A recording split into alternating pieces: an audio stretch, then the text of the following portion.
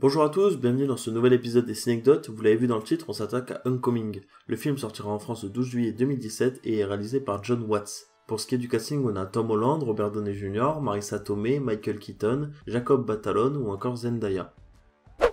Avant ce film, il y en a eu pas mal des Spider-Man, et d'ailleurs la trilogie de Sam Raimi aurait dû compter un quatrième film avec Tobey Maguire. Il comptait lui faire affronter le vautour, autrement dit le méchant de ce film, mais il a été annulé au profit du film réalisé par Mark Webb. À la suite des deux films réalisés par Mark Webb, on arrive à ce troisième reboot qui aurait dû être réalisé par Theodore Melfi mais qui a annulé pour réaliser Hidden Figures à la place. Et si vous vous demandez pourquoi c'est Jon Watts qui l'a remplacé, pour une et une seule raison, le film Cop Car. D'après la production, c'est la performance des deux jeunes acteurs qui est remarquable. Personnellement, j'ai vu le film et je trouve pas tant que ça en fait. Tout comme le tournage de Man of Steel était un secret, celui-ci aussi, et il se tournait sous le titre de Summer of George. C'est Michael Giacchino qui a réalisé la bande-son, et il s'agit de son deuxième film de comics après Doctor Strange. C'est aussi pour Jennifer Connelly le deuxième film de comics après Hulk. Et si vous vous demandez qui elle joue dans ce film, elle s'occupe tout simplement de la voix de l'intelligence artificielle présente dans le costume de Spider-Man. Et oui, c'est Tony Stark qui lui a fait, donc bon, à quoi vous vous attendiez. Le film a dans son casting 3 gagnants aux Oscars, Marissa Tomei, Gwyneth Paltrow et Jennifer Connelly. On a aussi 2 nominés aux Oscars, Michael Keaton et Robert Downey Jr.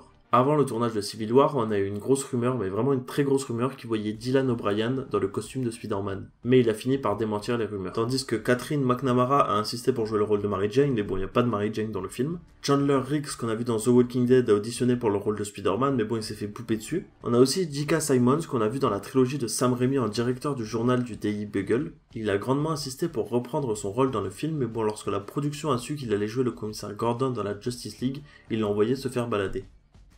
Si vous le savez, Tom Holland est britannique, et pour se préparer au rôle, il s'est caché dans une école new-yorkaise. C'est-à-dire qu'il a rejoint secrètement, personne ne savait qui il était ni ce qu'il faisait. Il a emprunté une fausse identité et pris un accent. Il y allait durant environ 3 jours, et pour lui c'était une expérience de malade. D'ailleurs, c'était la première fois qu'il fréquentait une école avec des filles, il était un petit peu étonné. Une fois sur place, au bout de 2 jours, il a dit à une personne de confiance qu'il était Spider-Man. À l'époque, le tournage de Civil War n'avait pas commencé, et il n'avait aucune photo pour le prouver. Bon bah du coup il est reparti incognito quoi. Les frères Russo, qui l'ont dirigé dans Captain America Civil War, le décrivent avec des objectifs comme fantastique et incroyable. Il compare même sa prestation dans The Impossible à celle de Christian Bale dans l'Empire du Soleil. Il peut donc jouer des rôles très intenses, mais il a aussi une dimension très athlétique. Le week-end avant qu'il ne soit annoncé comme Spider-Man, il a posté 3 vidéos sur son compte Instagram où il montrait ses compétences de backflip, et de nombreux sites ont souligné qu'il avait des compétences d'araignée. Du coup il a pas vraiment eu recours à un entraînement intensif pour ce rôle. Il s'amusait d'ailleurs à poster des vidéos de lui faisant des saltos dans un gymnase afin de démontrer ses capacités. Du coup, c'est quasiment lui qui a assuré toutes ces cascades. Il pense que c'est son travail sur Billy Elliot où il a suivi un entraînement pour cette comédie musicale de malade qu'il a appris tout ce qu'il sait en gymnastique. Une fois que Tom Holland a obtenu le rôle, Chris Evans alias Captain America a écrit sur Twitter « Énorme félicitations Tom Holland, bien mérité, nous avons de la chance de vous avoir ».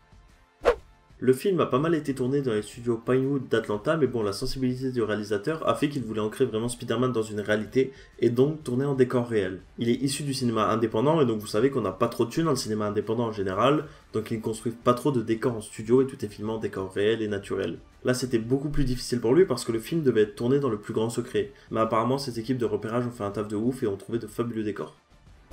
Je vous parlais de décor, et bien parlons de ce que le chef décorateur a fait de l'antre du vautour. En gros, il a investi un gigantesque entrepôt abandonné où ils ont installé un système d'amortisseur de choc histoire d'adoucir le contact avec le sol. Il est articulé pour donner une impression de poids réaliste. Ils ont rassemblé et fabriqué des pièces métalliques qu'ils ont mélangées aux accessoires pour imiter une chaîne de montage et d'emballage. Pour ceux qui connaissent un peu les comics, le vautour est membre du gang Sinister Six d'origine. Il s'agit du 4e membre du gang à apparaître dans un film après Dr. Octopus dans Spider-Man 2, l'Homme de Sable dans Spider-Man 3, Electro dans The Amazing Spider-Man 2.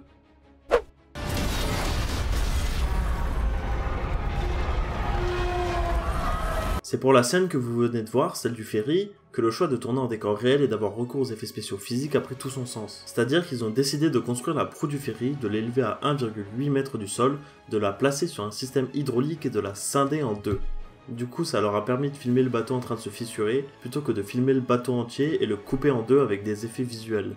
Pour faire ça, ça a été assez compliqué. Ils ont commencé par créer une maquette du vrai ferry de Staten Island. L'équipe a trouvé un modèle réduit en bois et a pris des photos ainsi que des mesures qui serviraient pour le tournage. Les décorateurs ont créé une maquette 3D et ont généré des plans pour l'équipe de construction. La production a érigé un gigantesque décor de 20 mètres de large, 30 mètres de long et 14 mètres de haut, soit près d'un quart du vrai ferry en fait. Chaque moitié du décor a été installée sur une plateforme mobile montée sur vérin hydraulique, ce qui permet de scinder le bateau conformément au modèle informatique et en accord avec les effets visuels qui seraient ajoutés en post-production. Avant de terminer, quelques infos en vrac. Ce film coïncide avec le 55e anniversaire de Spider-Man et le 15e anniversaire du premier film de Sam Raimi. La date de sortie de ce Spider-Man est le 28 juillet aux États-Unis. Et avant ce film, c'était aussi la date de sortie des Gardiens de la Galaxie 2 qui a été décalée et de Thor Ragnarok, pareil. Il s'agit du premier film du MCU depuis Captain America 1 à être distribué par une autre société que Disney. C'est Nick Fury qui aurait dû être le mentor de Peter dans ce film, mais il a été remplacé au dernier moment par Tony Stark.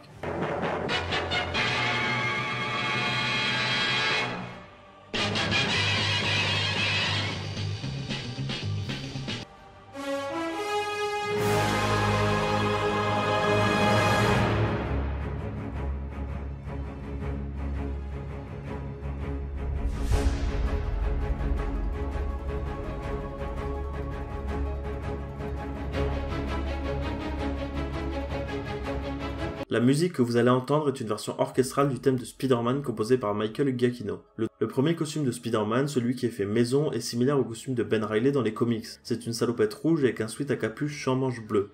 Le méchant principal du premier film de Sam Raimi, c'était le bouffon vert. Le méchant principal du premier film de Mark Webb, c'était le lézard. Et ce méchant-là, c'est le vautour. Caractéristique commune, la couleur verte. Si vous êtes du genre à vous dire que le costume de Spider-Man fait par Tony Stark est très technologique, dites-vous juste que la plupart des gadgets qui sont présents étaient des idées qui sont forcément apparues dans les comics à un moment ou à un autre au fil des années. Si je vous dis ça, ça et ça, est-ce que vous avez une idée de ce que c'est? Hormis que c'est des films de John Hughes. Figurez-vous qu'avant de commencer le tournage de Spider-Man, tout le casting s'est rendu chez Tom Holland, ils se sont tous mis devant la télé et ont fait un marathon de films de John Hughes. Voilà, j'espère que cette vidéo vous a plu, je vous remercie de l'avoir regardée. N'oubliez pas qu'en description vous avez le lien de mon Facebook, si vous voulez venir parler, débattre ou je ne sais quoi, vraiment venez, c'est ouvert. Vous avez aussi le lien d'un formulaire pour les prochaines Cinecdotes. Et si vous vous demandez pourquoi je ne fais plus trop de vidéos en ce moment, c'est parce que... Je suis désolé, je suis super occupé, overbooké.